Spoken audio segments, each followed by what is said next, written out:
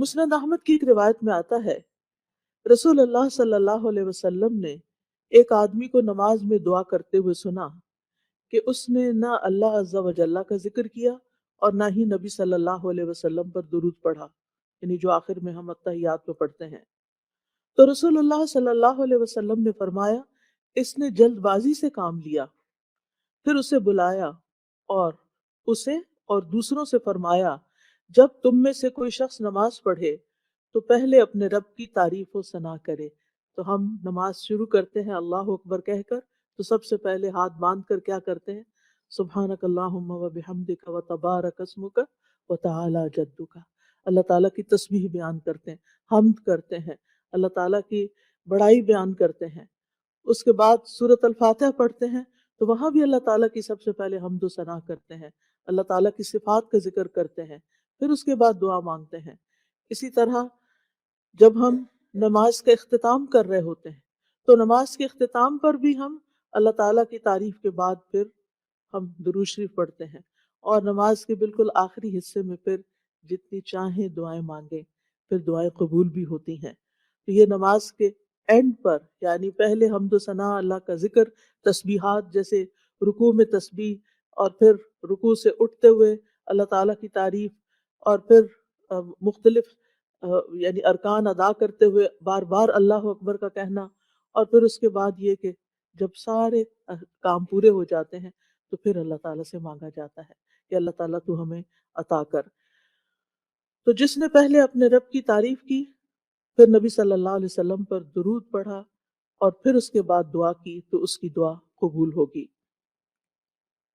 جہاں تک اللہ سبحانہ تعالیٰ کی تعریف کا، حمد و ثنا کا تعلق ہے،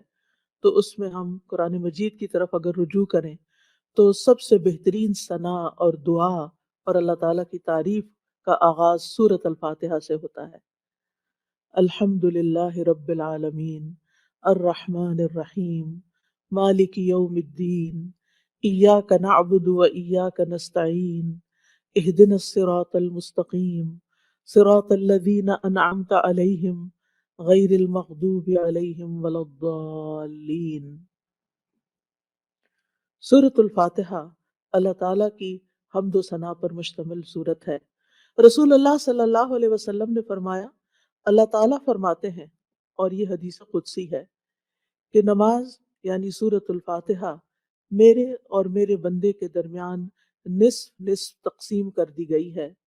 اور میرے بندے کے لیے وہ ہے جو وہ مانگے۔ جب بندہ الحمد للہ رب العالمین کہتا ہے تو اللہ تعالیٰ فرماتے ہیں میرے بندے نے میری حمد بیان کی۔ تو گویا سورۃ الفاتحہ میں سب سے پہلے ہم کیا کرتے ہیں؟ قرآن مجید کے آغاز میں الحمد للہ کہتے ہیں، تعریف سے بات شروع کرتے ہیں۔ پھر فرمایا اور جب وہ الرحمن الرحیم کہتا ہے تو اللہ تعالیٰ فرماتا ہے میرے بندے نے میری ثنا کی، یعنی میری تعریف بیان کی۔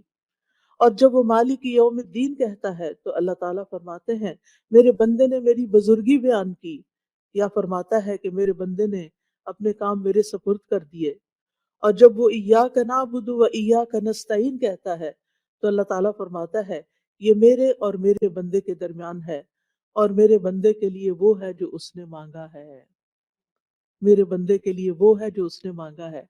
تو گویا قرآن مجید کی پہلی صورت میں ہی ہمیں مانگنے کا ادب سکھا دیا گیا کہ مانگنے کے لیے سب سے پہلے اللہ تعالیٰ کی حمد و ثنا کرو، اللہ تعالیٰ کی تعریف بیان کرو،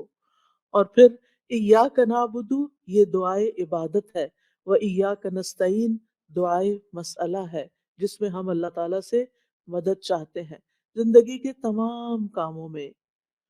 اور پھر جب بندہ اہدنا الصراط المستقیم آخر تک کہتا ہے تو اللہ تعالیٰ فرماتا ہے یہ میرے بندے کے لیے ہے، اور میرے بندے کے لیے وہ ہے جو اس نے مانگا۔ اور یہاں ایک اور بات قابل غور ہے کہ مانگنے کی چیزوں میں سب سے پہلی چیز ہدایت ہے، رہنمائی ہے، دین کے معاملات میں بھی، دنیا کے معاملات میں بھی۔ ہم ہر قدم پر اللہ تعالیٰ کی رہنمائی کے محتاج ہیں، ہم بہترین گائیڈنس وہیں سے لے سکتے ہیں۔ اور جب ہم دن کی ہر نماز کی ہر رکعت کے اندر اللہ تعالیٰ سے ہدایت مانگتے ہیں اور اللہ تعالیٰ ہماری دعا قبول کر کے ہماری رہنمائی کرتے ہیں، تو آپ سوچئے کہ زندگی کا یہ سفر کتنا خوبصورت ہو سکتا ہے، اور پھر اس کا اختتام کتنا خوبصورت ہو سکتا ہے، اور پھر اس کا انجام کتنا پیارا ہو سکتا ہے۔ لہٰذا اللہ تعالیٰ سے ہم سب ہدایت مانگتے رہیں۔ اور ویسے بھی آپ دیکھیں کہ سورۃ الفاتحہ پڑھنے کے بعد جو دعا کی جاتی ہے وہ دعا قبول ہوتی ہے، یعنی یہ قبولیت دعا کی بھی علامت ہے۔ ابن عباس کہتے ہیں کہ اس دوران کہ جبریل علیہ السلام نبی صلی اللہ علیہ وسلم کے پاس بیٹھے ہوئے تھے کہ اچانک انہوں نے اوپر سے ایک آواز سنی، تو آپ نے اپنا سر اٹھایا۔ جبریل علیہ السلام نے فرمایا کہ یہ آسمان کا ایک دروازہ ہے جسے صرف آج کے دن کھولا گیا ہے، اس سے پہلے کبھی نہیں کھولا گیا تھا۔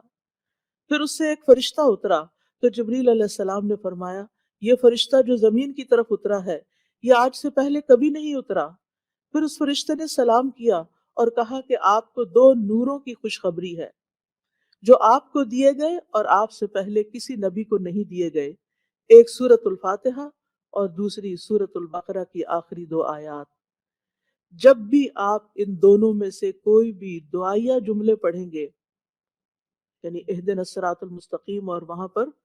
آمن الرسول کے آخر میں جو دعائیں آتی ہیں، تو آپ کو مانگی ہوئی چیز ضرور عطا کر دی جائے گی۔ تو اس لیے سورۃ الفاتحہ پڑھ کے بھی آپ دعا شروع کر سکتے ہیں، اور اسی طرح آمن الرسول جب پڑھیں اس وقت کی دعائیں بھی توجہ سے، اور اس کے ساتھ مزید دعائیں بھی، یعنی یہ دعا تو ہم مانگیں گے ہی، اہدنا الصراط المستقیم،